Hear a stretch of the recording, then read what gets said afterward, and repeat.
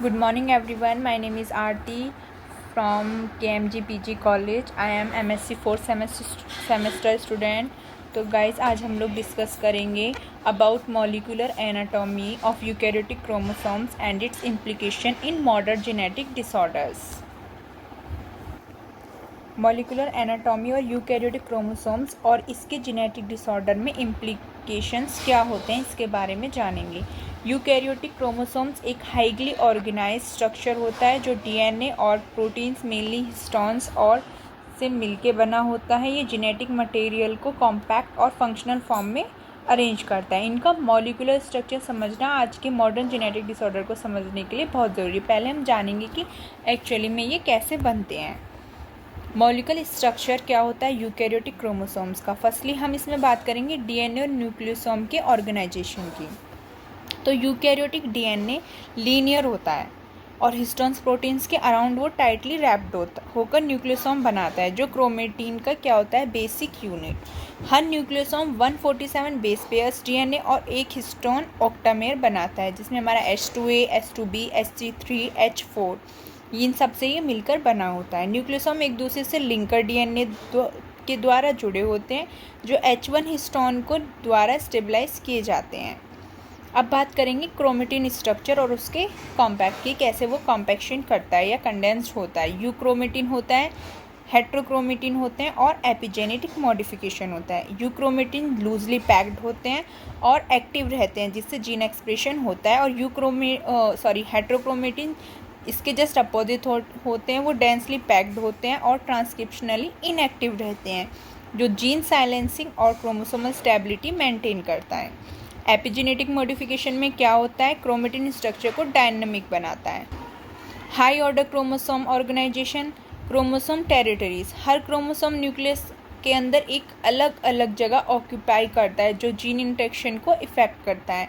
Topological associating domain जिसे हम टैट्स भी बोलते हैं, ये बड़े क्रोमेटिन लूप्स होते हैं जो इनकर इन्हेंसर प्रोमोटर इंटरेक्शन के जरिए जीन एक्सप्रेशन रेगुलेट करने में हेल्प करते हैं। सेंट्रोमियर और टीलोमियर, सेंट्रोमियर क्या होता है, हमारे रिपेटिटिव डीएनए सीक्वेंस से बने होते हैं जो क्रोमोसोम सेग्रीगेशन के लिए काइनेटोकोर्स को सपोर्ट करते हैं। और टीलोमियर्स हमारे क्रोमोसोम के एंड को डिग्रेडेशन से बचाते हैं और उनका फ्यूज़न होने से उन्हें रोक देते हैं। इस चीज़ में हमारे सेंट्रोमियर ये हेल्प करते हैं। नॉन कोडिंग एलिमेंट्स और regulatory regions, enhancer, silencer, insulators और प्रोमोटर्स जीन एक्सप्रेशन को रेगुलेट करते हैं, मतलब इसमें हेल्प करते हैं जीन रेगुलेशन में। और लॉन्ग नॉन कोडिंग आरएनए और micro RNA post transcriptionally regulation में इम्पॉर्टेंट रोल प्ले करते हैं जिससे कि हमारी ये जीन जो है वो रेगुलेट होती हैं। जेनेटिक डिसऑर्डर्स में इसका क्या महत्व है, क्रोमोसोमल एबनॉर्मेलिटीज़ हो जाती हैं, Down syndrome, Turner syndrome, Klinefelter syndrome, ये सारी चीज़ें हो जाती हैं। एन्यूप्लॉइडी, अगर किसी क्रोमोसोम का नंबर एबनॉर्मल हो तो जेनेटिक सिंड्रोम हो सकते हैं, जो जिसका एग्जांपल मैंने बताया अभी, डाउन सिंड्रोम, टर्नर और क्लाइनफिल्टर सिंड्रोम। इसके स्ट्रक्चरल रीअरेंजमेंट की बात करें तो ट्रांसलोकेशन हो जाता है या फिर डिलीशन और डुप्लीकेशन हो जाता है किसी क्रोमोसोम में। एपिजेनेटिक डिसऑर्डर्स क्या हो जाएंगे इसके, डीएनए मिथाइलेशन और हिस्टोन मॉडिफिकेशन के डिफेक्ट से फ्रैगिल एक्स सिंड्रोम और रेट सिंड्रोम जैसे डिसऑर्डर हो सकते हैं। जीनोमिक इम्प्रिंटिंग डिसऑर्डर जैसे कि प्रेडर विली सिंड्रोम और एंजेलमैन सिंड्रोम जो क्रोमोसोम 15 के फॉल्टी इम्प्रिंटिंग की वजह से होता है। टीलोमर रिलेटेड डिजीज़ हो जाती है, नॉन कोडिंग आरएनए डिसरेगुलेशन और डिजीज़ हो जाती है। जीनोमिक ऑर्गेनाइजेशन में न्यूरोलॉजिकल डिसऑर्डर्स हो जाते हैं जैसे टैट्स और क्रोमेटिन लूपिंग के डिसरप्शन से जीन एक्सप्रेशन मिसरेगुलेट हो सकते हैं जो ऑटिज्म स्पेक्ट्रम डिसऑर्डर ASD और स्काइजोफ्रेनिया जैसी कंडीशंस लिंक्ड हैं।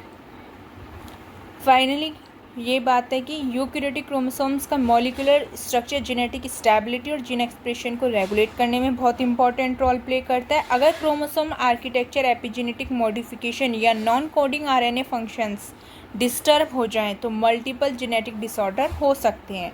Genome sequencing, CRISPR gene editing और एपिजेनेटिक थेरेपीज़ जैसे एडवांसमेंट नए डायग्नोस्टिक और ट्रीटमेंट ऑप्शन प्रोवाइड कर रहे हैं जिससे हमें इनमें हेल्प मिलेगी। Thank you.